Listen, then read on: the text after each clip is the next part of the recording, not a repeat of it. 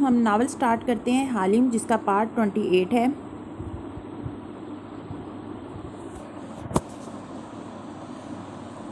Parliament के ऊंचे tower के अकब में एक सब्जाजार बना था जिसके गिर्द बाड़ लगी थी। इसको हिरनों की पार्किंग कहा जाता था। बहुत से किंचेल और हिरन वहां टहल रहे थे। एक ज़माने में चीनी पार्लियामेंट स्पीकर मलेशिया के दौरे पे आए और हिरनों का तोहफा लाए।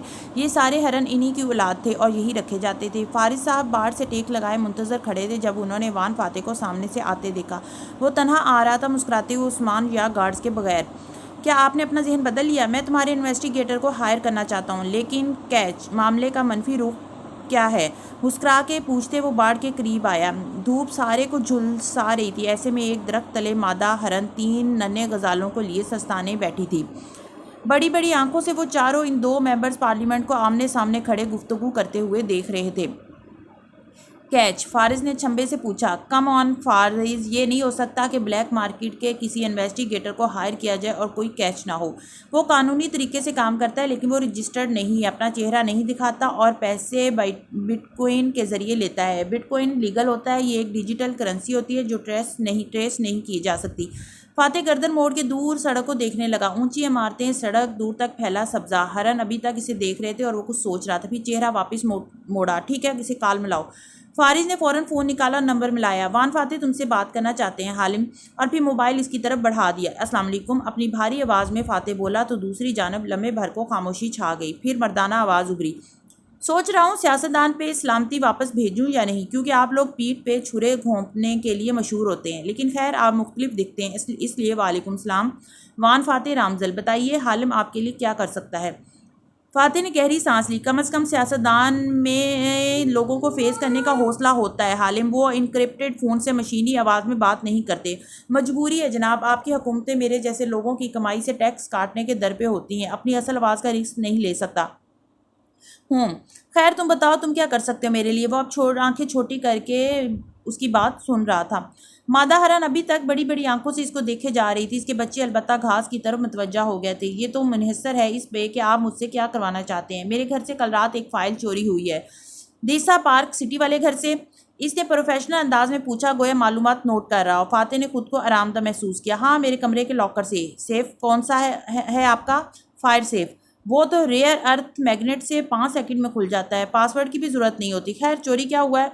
एक फ़ोल्डर जिसमें डॉक्यूमेंट्स थे। इसकी पहचान नीले रंग का है। मेरे मलाका वाले घर के कागजात थे। मुझे वो ज़रूरी चाहिए। लम्हे भर के लिए खामोशी छा गई, जैसे हालम चौंका हो। सनबाव का घर? तेज़ी से पूछा। हाँ, वही घर। आखिरी दफ़ा कागजात कब देखे आपने? हालिम संभल गया था। कल सुबह। और चोरी का इल्म कब हुआ? आज सुबह, जब मैंने अपना लॉकर खोला। यानी 24 घंटे की विंडो है जिसमें किसी ने आपका लॉकर खोल के पेपर्स निकाले। कोई निशान, कोई जोर ज़बरदस्ती के आसार, मुलाजमों को जोदोकोप किया गया हो? इसके सवालात फाते को मजीद आरामदा कर रहे थे। ओह, सफाई से काम किया गया है, किसी को इल्म भी नहीं हुआ। और कब तक वापस चाहिए? डॉक्यूमेंट्स कल सुबह तक मिल जाएंगे। और वो इतने आराम से बोला तो फाते हल्का सा हैरान हुआ। इतनी जल्दी कैसे ढूंढोगे तुम? इसकी हैरत पे साथ खड़े फारिस साहब तफाखुर से मुस्कुराए, जैसे अपने इंतखाब पे फ़ख्र हुआ हो। वान फाते कभी कोई मैजिक शो देखने गए हैं? अब शायद इसने निशाने उचकाए हो।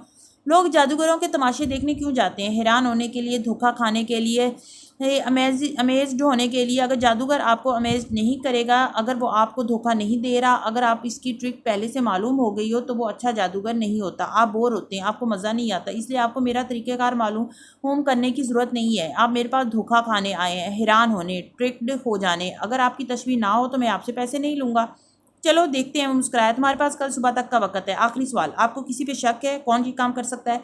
तुम जादूगर हो, तुम अपने जादू से खुद मालूम करो कि कौन ये कर सकता है। वो जैसे लुत्फ़अंदोज़ हो रहा था। फिर जादू देखने और सहने के लिए तैयार हो जाइए वान फाते। हालिम का जवाब इसी के अंदाज में आया। और हाँ, अगली दफ़ा मुझे अपने नंबर से फ़ोन कीजिएगा। मुझे दरमियानी लोग नहीं पसंद। और तुम्हारी फ़ीस वो काम के बाद होगी और मेरी महारत और आपकी शख्सियत के मुताबिक होगी। खुदा हाफिज़। कॉल कट गई। फातिह की मुस्कुराहट मजीद गहरी हुई। सताइशी अंदाज में अबरू उचका के फ़ोन फारिस की तरफ बढ़ाया। कौन है ये आदमी? I like him. जो भी है कमाल है। वो कुछ भी खुशदिली से मुस्कुरा के बोले और इसके हमरा आगे को चल दिए। वापस जाते हुए फातिह की मुस्कुराहट कुदरती थी, जैसे वो खुशगवार सी हैरत में घिर गया हो, जैसे अरसे बाद किसी से बात करके इतना लुत्फ आया हो। मादा हरन अभी तक आंखें खोले स्पाट सी इन 2 अफराद को देख रही थी जो दूर होते जा रहे थे। दूर बाजार के पार्किंग में कार में बैठी तालिया ने सोगवार मुस्कुराहट के साथ फ़ोन बंद किया और इग्निशन पे चाबी घुमाई। असरा को एक वाजिया पैगाम देने का वक्त आ गया है। इसने सन ग्लासेस आंखों पे चढ़ाए और कार सड़क पे डाल दी। वो दो रवैये सुरमई सड़क थी। दोनों इतराफ लकड़ी की ऊंची शॉप्स और रेस्तोरां बने थे। ये किसी ज़माने में दो मंजिला घर होते थे। अब जदीद तराश खराश के बाद इनको दुकानों में बदल दिया गया था। असरा की गैलरी भी इन्हीं में से एक थी। गैलरी के अंदर खुला सा हॉल बना था, किसी शॉपिंग मॉल की तरह। बलाई दोनों मंजिलों की बालकनियां यहाँ से नजर आती थी। छत बहुत ऊंची थी। सयाह आगे पीछे टहलते हुए नवादरात देख रहे थे। असरा का ऑफिस दूसरी मंजिल पे था, मगर इस वक्त वो ऑफिस में नहीं थी। वो स्टोरेज रूम में अपनी निगरानी में सामान को पैक करवा रही थी। इर्द गिर्द स्टाफ काम में लगा दिखाई दे रहा था। सिक्योरिटी टैग्स को डबल चेक करें, नीचे वक्रम। इसने मुड़ के एक इंडियन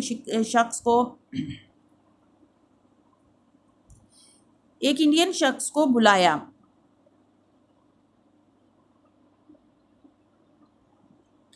जैसे चे से मुराद मिस था, वैसे ही इन चे से मुराद मिस्टर था। आपसे मैं ये तवक्को करती हूँ कि मेरे किसी आर्ट पीस को नीलामी की जगह पहुँचने से कबल आँच भी नहीं आएगी। मैम तालिया बिनते मुराद आई है। सेक्रेटरी ने अंदर झांका तो असरा बुरी तरह चौंकी, फिर गहरी सांस ली। इसने आना ही था। इसे मेरे ऑफिस में बिठाओ। मैं नहीं चाहती कि जब वो मुझ पर चीखे चिल्लाए तो बाहर के लोग इसकी आवाज़ें सुने। ऑफिस में ही बिठाया है, लेकिन वो चीखेगी क्यों? वो तो गैलरी के बड़े डोनर्स में से है। सेक्रेटरी उलझी। फाते ने इसकी सुबह बेइज्जती की है। मुझे लजाजत से इससे माजरत करके ये मामला ख़त्म करना होगा। असरा ने परस से नन्हा आईना निकाला, स्पंज से नाक और गाल पे मेकअप दुरुस्त किया, कोट को नीचे खींच के शिकने दुरुस्त की, फिर चेहरे पे फिक्रमंदी के तासरात डाले बाहर निकल आई। हाल अबूर करके वो ऊपर आई तो अच्छी खासी फिक्रमंद लग रही थी। तालिया को दरवाजे की तरफ पुश किए बैठे देखा तो अंदर कदम रखते ही शुरू हुई। आई एम सो सॉरी तालिया, मुझे बिल्कुल अंदाज़ा नहीं था कि मेरे पीछे ये सब हो जाएगा और तुम। वो अपनी सीट की तरफ आते ही बेहद दुख भरे अंदाज में कह रही थी कि अस्सलाम वालेकुम मिसेज असरा, मैं अच्छी खबर लाई हूँ। तालिया मुराद खुशगवार चेहरे के साथ चहकी तो असरा के अल्फाज मुंह में ही रह गए। वो ठहर के तालिया का चेहरा तकने लगी। वो सुबह वाला सफ़ेद कोट पहने हुए थी, सुनहरी चोटी आगे को डाले सर पे है, फिर तिरछा रखे गुलाबी गालों वाली प्यारी सी लड़की मुस्कुराते हुए बहुत खुश लग रही थी। मेरी कांग हो से बात हुई है। वो सिक्कों की शर्त रखे बगैर भी आने को तैयार है, और आप जानती हैं कांग हो के आने का मतलब है वो 2-3 बड़े डोनर्स को साथ लाएंगे। मैं सोच रही थी कि ये आप खड़ी क्यों हैं, बैठ जाएं। आखिर में ज़रा हैरत से बोली तो शशतर खड़ी असरा संभली, फीका सा मुस्कुराई और अपनी पावर सीट पे बैठी, आंखें अभी तक हैरान और उलझी हुई थी। अच्छा, सुबह मैंने पेंटिंग को फाइनल टच दे दिया था। ये एक कार पेंटिंग शॉप का एड्रेस है। एक कार्ड मेज़ पे रखा है तो पुरानी छोटी सी शॉप, मगर आपके पोर्ट्रेट की इस आदमी से लाजवाब फ्रेमिंग कोई नहीं कर सकता।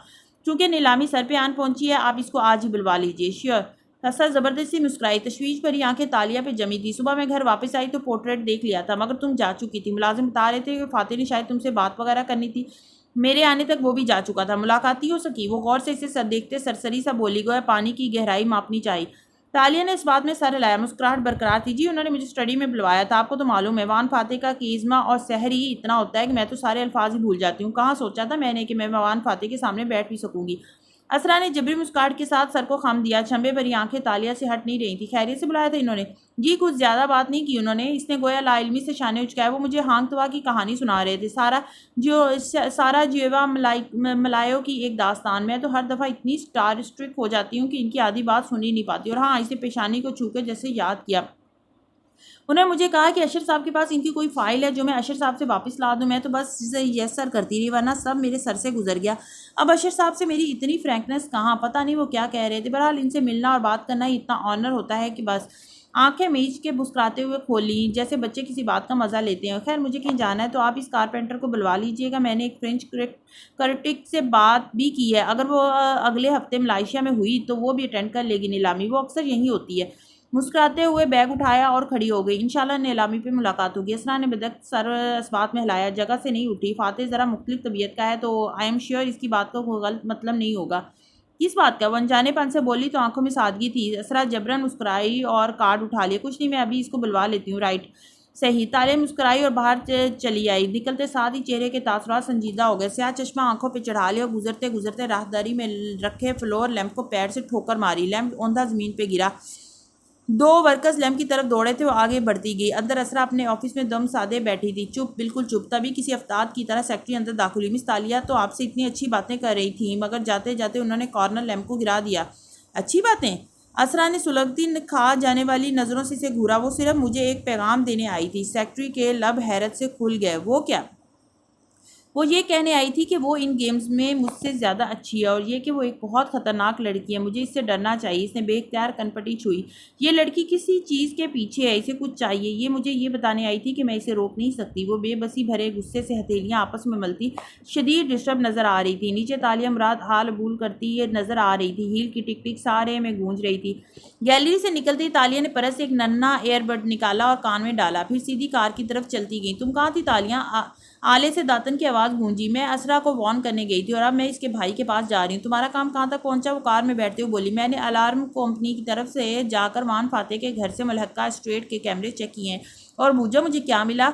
दातन मजे से कह रही थी। रात को असरा चंद मिनट के लिए वॉक करने निकली थी और इसने जोगर्स की जगह सैंडल पहन रखे थे। वो किसी स्ट्रीट में गायब हुई जहाँ कैमरा नहीं था और 2 मिनट में ही वापस आ गई। इसकी शाल में मुझे लगता है किसी ने इसने फाइल छुपा रखी थी, यानी इस अंधेर कॉर्नर में इसने फाइल किसी को ड्रॉप की। यकीनन अशर का कोई आदमी होगा। कोई वीडियो, कोई तस्वीर जिसमें वो फाइल देते दिखाई दे रही हो। नहीं तालिया, लेकिन मैं सोच रही हूँ कि अशर के ख़ास बंदों का फ़ोन ट्रेस करवाऊँ कि वो रात को इस जगह आए थे या नहीं। और दातन रिलैक्स, हम इन्वेस्टिगेटर नहीं है, इसलिए किसी किस्म की तफ्तीश की ज़रूरत नहीं है। कार स्टार्ट करते हुए संजीदगी से बोली तो दातन लम्हे भर को खामोश होगी। तो फिर हमने क्या करना है? वही जो हमें आता है, यानी चोरी। इसने कार सड़क पे डाल दी। लंबी सुरमई सड़क इतराफ में दरख्तों की लंबी कतार के बाईस छाए में थी। लेकिन हमें ये कौन बताएगा फाइल कहाँ है? अशर बताएगा। इसने ग्लासेस उतारे और मुस्कुरा के स्टीयरिंग व्हील घुमाते मोड़ काटा। चंद लम्हों बाद वो स्याह मोबाइल स्टैंड पे लगाए स्पीकर ऑन किए हुई थी। फाते का नंबर मिला रखा था और घंटी जा रही थी। हेलो, इसकी भारी आवाज़ कार में गूंजी तो तालिया के लबों पे तल्ख मुस्कुराहट बिखर गई। गालबन फारिस ने आपको मेरा नंबर दे दिया था, तभी आपने कॉल उठा ली, वरना मैंने सुना था कि आप गैरों की क्या अपनों की कॉल भी नहीं उठाते। दूसरी जानब से गहरी सांस ली गई। सुनी सुनाई से ज़्यादा फर्स्ट हैंड इंफॉर्मेशन पे भरोसा किया करो हालिम। और आपने असरा की सुन के जो मुझ पर इल्ज़ाम लगा दिया वो, मगर बोली नहीं, सब्र कर गई।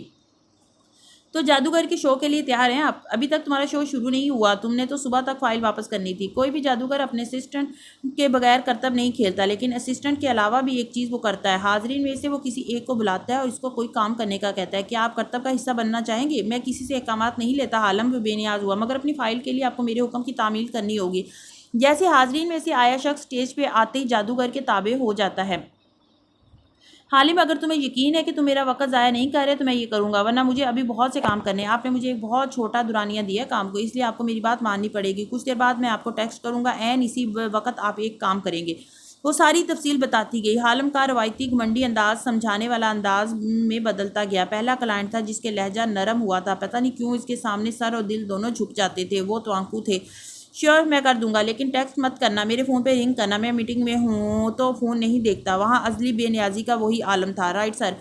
वो ज़ब्बत से मुस्कुराई और स्टैंड पे लगे फ़ोन की स्क्रीन पे उंगली फेरी। कॉल ख़त्म होगी। मुंह में कुछ बुड़बुड़ा के सर झटका और सड़क पे नज़रें जमा दी। एडम मोहम्मद इस सिक्के को जेब में लिए न जाने कितनी देर सड़कों की खाक छानता रहा। घर आया तो नन्हा बागीचा गर्मी में झुलस रहा था। मुर्गी डरबे में किसी कोने में छुपी बैठी थी। फूल मुरझाए हुए लग रहे थे। वो थका मांदा अंदर दाखिल हुआ तो माँ राहदारी में किचन के दरवाजे पर खड़ी नजर आई।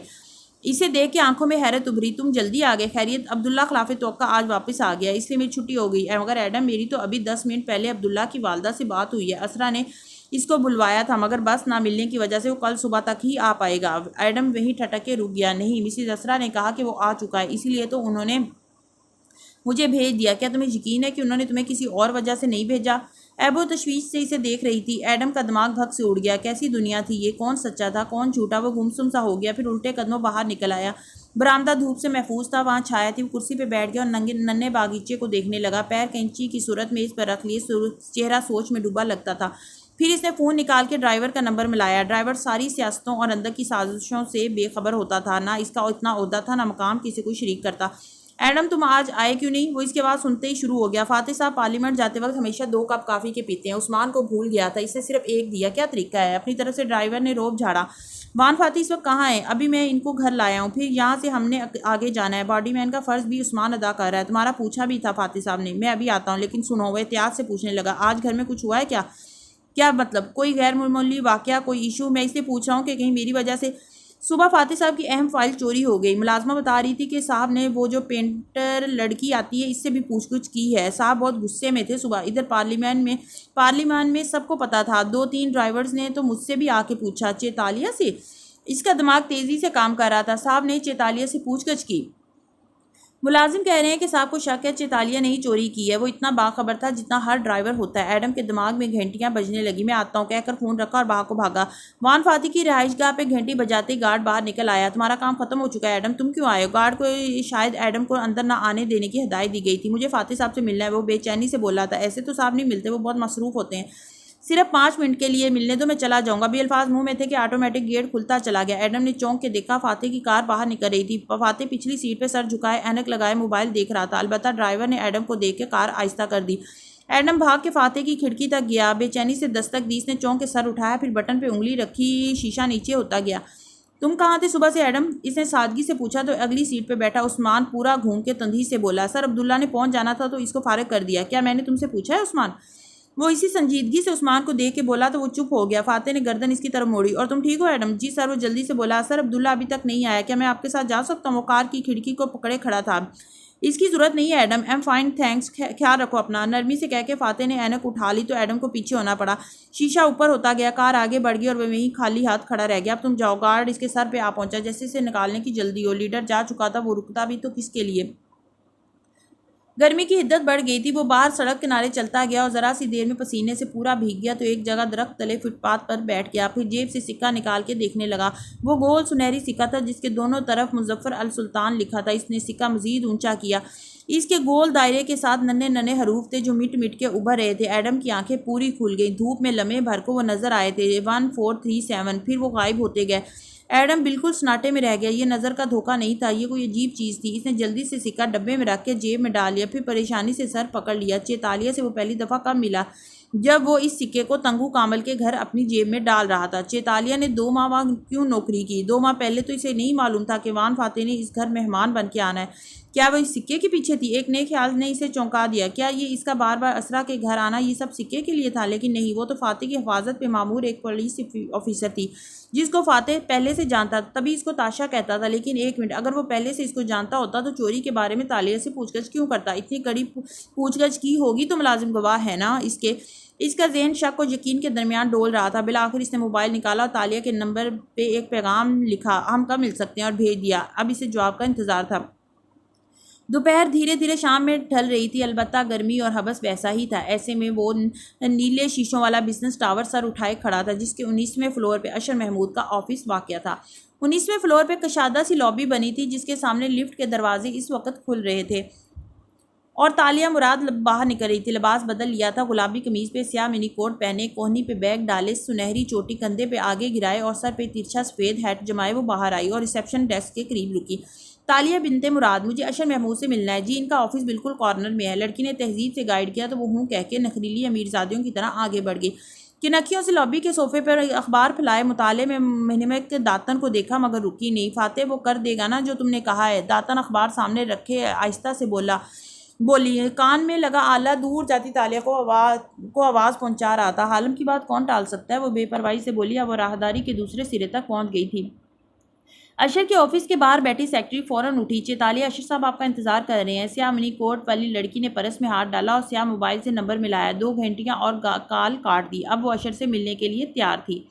वहाँ से चंद मील दूर एक बैनुल-अक़वामी नशरियाती इदारे के स्टूडियो रूम में फ़ान फाते मौजूद था। सेट लगा था, कैमरे सेट हो रहे थे। एंकर अपने कागजात पढ़ रहा था और फाते मुतमन सा टांग पे टांग जमाए काफ़ी पीते हुए सारा मंजरनामा देख रहा था। तभी जेब में रखा फ़ोन थरथराया तो इसने निकाल के देखा। हालम का नंबर देख के मुस्कुराया और मोबाइल वापस रख दिया। फिर करीब खड़े उस्मान को बुलाया। ये काफ़ी ले जाओ, मैं फ्रेश हो चुका हूँ, इसकी ज़रूरत नहीं। खैरियत सर? उस्मान ने मुस्कुरा के इसका ताज़ा दम चेहरा देखा। हाँ, सुबह एक इन्वेस्टिगेटर को हायर किया था। इसने बताया है कि फ़ाइल मिल गई है। अल्लाह का शुक्र। उस्मान का मुंह खुल गया। वाकई असली फ़ाइल कहाँ से मिली? जिसने चुराई थी इसके सेफ से। मग इसकी तरफ बढ़ा दिया और सामने देखने लगा जहां एंकर अपनी निश्चित पे बैठ रहा था। उस्मान फीका सा मुस्कुराया, मुबारक हो सर, और मग लिए आगे बढ़ गया। वापस अशर की ऑफिस बिल्डिंग में आओ तो लॉबी के सोफे पे बैठी बाजार अखबार पढ़ती दातन दबी आवाज़ में होंठ कम से कम हलाए कह रही थी, अब तक वान फाते ने अपने सेक्रेटरी के सामने फ़ाइल मिल जाने का जिक्र कर दिया होगा। वो फ़ौरन अपने असल खुदाओं को बताएगा और वो परेशान होकर इस जगह जाएंगे जहाँ फ़ाइल रखी है। मैं इसका पीछा करूँगी और यूँ वो खुद हमें फ़ाइल तक ले जाएंगे और हम इसको चुरा लेंगे। तालिया ने जवाब नहीं दिया क्योंकि वो अंदर अशर के ऑफिस में बैठी थी। ऑफिस बहुत रोशन था, वो मुतसल दीवारें शीशे की थी। वो बिल्डिंग का कॉर्नर ऑफिस था। ऊंची इमारतों में बने ऑफिस का बेहतरीन ऑफिस कॉर्नर ऑफिस होता है, जहाँ एक की बजाय दो दीवारें शीशे की होती हैं और वहाँ से सारे शहर का नज़ारा करना बहुत दिलफरेब लगता है। अशर टेक लगाए अपनी कुर्सी पे बुराजमान था और सामने तालिया मुराद संजीदा सी बैठी नजर आ रही थी। हेड सर पे तिरछा रखा था। मैं आपका ज्यादा वक्त नहीं लूंगी इंचे अशर, वह नाखुशी से कह रही थी। इंचे यानी मिस्टर। आप कहिए चेतालिया, मैं आपके लिए क्या कर सकता हूँ? वो मुस्कुरा के बोला। गहरी छोटी आंखें तालिया के तासरात को पढ़ने की कोशिश कर रही थी। आप एक मोअज़्ज़िज़ इंसान हैं और मैं एक सोशलाइट और आर्ट लवर हूँ, और कुआलालंपुर के आर्ट से ताल्लुक़ रखने वाले हलकों में मेरा एक नाम है, एक पहचान है। मेरे किसी भी किस्म के सियासी अज़ाइम नहीं है, ना मुझे सियासत में दिलचस्पी। इसलिए कल जो तस्वीर आपने ट्वीट की, इसके बाद से मुझे मौजूए गुफ्तगू बनाया जा रहा है, जो मेरे लिए तकलीफ का बाइस है। वो डिस्टर्ब नजर आ रही थी। अशर ने चेहरे पे अफसोस उभरा। जी मुझे भी वो सब बिल्कुल अच्छा नहीं लगा। आप तस्वीरें उतारना बुरा लगता है, लेकिन आप फिक्र ना करें, मीडिया की तो आदत है बात का पतंगड़ बनाना। आप कोशिश कीजिए कि इसकी सख्ती से तरदीद कर दें, ताकि मेरे अजीज़ वकारब को इस सबसे तकलीफ ना हो। मेरा आपकी फैमिली का हिस्सा बनने का कोई इरादा नहीं है। तरदीद बात को मजीद उछालती है। आप सियासत नहीं समझती चेतालिया। खामोश रहना और नज़रअंदाज करना बेहतर होता है। वो अब आगे होके बैठा, समझाने वाले अंदाज में कह रहा था। मैं इस सियासत को समझना भी नहीं चाहती हूँ अशर। सुबह वान फाते ने भी मुझे आपके हवाले से बातें कही जो मुझे अच्छी नहीं लगी। वो किसी फाइल का जिक्र कर रहे थे, पता नहीं क्या कह रहे थे। बराए मेहरबानी आप लोग अपनी सियासत में मुझे ना धकेलें, वो स्पाट अंदाज में कह रही थी। मैं आप उनकी तरफ से माजरत करता हूँ। वो नरमी से कहने लगा तो तालिया ने खफगी से सर झटका। मुझे सच में आपके बाहमी मसाइल में दिलचस्पी नहीं है। मुझे सिर्फ आर्ट आपकी फैमिली के करीब लाया है। तो आपको आर्ट पसंद है? वो बात को तूल देते हुए मुस्कुरा के पूछने लगा। तालिया ज़रा सा मुस्कुराई। हर किस्म का आर्ट, चाहे वो कैनवस पे बिखरा हो या स्टेज पे परफॉर्म किया जाए या किताब में कहानी की सूरत लिखा जाए, आर्ट हैरान करने का नाम है। लोग आर्ट देखते ने पता है क्यों आते हैं? लोग आर्ट देखने पता क्यों आते हैं चेशर? ताकि वो हैरान हों, अमेज्ड हों, दो धोखा खा जाएं, और जब इन पे धोखा खुले तो वो शश्तर रह जाएं। लोग आम जिंदगियों में हर चीज़ पहले से जान लेना चाहते हैं ताकि धोखा ना खाएं, मगर आर्ट पे वो सिर्फ हैरान होने और अपना दिमाग भग से उड़ा देने के लिए पैसा खर्च करने आते हैं। अजीब है ना? तो आपको लोगों को हैरान करना अच्छा लगता है? वो महफूज हुआ। जी मुझे वहाँ से आना अच्छा लगता है जहाँ से उन्होंने तवक्को भी नहीं की होती। इसकी मुस्कुराती चमकदार आंखें अशर पे जमी थी। आपको क्या अच्छा लगता है? अशर की मुस्कुराहट गहरी हुई। मैं एक आर्किटेक्ट हूँ, मुझे ऊंची इमारतें बनाना और बुलंदियों पर खड़े होकर दुनिया को देखना अच्छा लगता है। तालिया ने देखा इसके अक्ल में शीशे की दीवार से दूर तक फैली ऊंची इमारतें नजर आ रही थी। दरवाज़ा दस्तक के साथ खुला और रमली ने अंदर झांका। सर सॉरी, मगर ज़रूरी बात है। इधर दातन कान में बोली। रमली अभी उठ के गया है, उस्मानी से बता दिया है, शायद कि फाइल मिल गई है। अशर इस मदाखलत पे बदमज़ा हुआ, भी खफगी से रमली को टोकने वाला था कि तालिया बैग उठाए और उठ खड़ी हुई। आप काम कीजिए, मैं चलती हूँ। अंदाज संजीदा और लिया दिया सा था। अशर ने गहरी सांस ली, मुस्कुराया, खड़ा हो गया। ओके, नीलामी पे बात होगी। जी तालिया, सी यू। बाहर आके वो सेल फोन पे बटन दबाती चलती आई, जैसे कुछ ज़रूरी मेल कर रही हो। अशर के ऑफिस के सामने लॉन सा बना था, वो टाइप करते करते वहीं बैठ गई। मैं तैयार हूँ, जैसे ही रमली निकलेगा मैं इसका पीछा करूँगी। दातन की आवाज़ कान में गूंजी तो तालिया झुके सर के साथ बोली, इसे जल्द ही परेशान होकर निकलना चाहिए। 1 मिनट गुजरा, 2 मिनट, 5 मिनट, बिलाखिर रमली बाहर आया और सीधा अपने कैबिन की तरफ बढ़ गया जो सामने ही था। कुर्सी संभाली और काम करने लगा। तालिया गैर आरामदा हुई। चंद मिनट मजीद गुजरे, ना अशर ऑफिस से निकला ना रमली अपनी जगह से उठा, और दातन भी गड़बड़ा गई। इसके कान में बोली, तालिया ये लोग फाइल चेक करने बाहर क्यों नहीं निकले? किसी बैंक की तरफ या घर की तरफ क्यों नहीं गए? कहीं तो रखी होगी उन्होंने फाइल। तालिया ने आंखें उठाई, हरन जैसी आंखें जो इतराफ का एक्सरे कर रही थी। पतली पुतलियां स्कोर के इसने अशर के ऑफिस के बंद दरवाजे को देखा। ये शायद वो फाइल चेक कर चुके हैं। इसे सारी बात समझ आ गई। दातन फाइल इसके ऑफिस में मौजूद है। ओह, दातन की फिक्रमंद आवाज़ आई।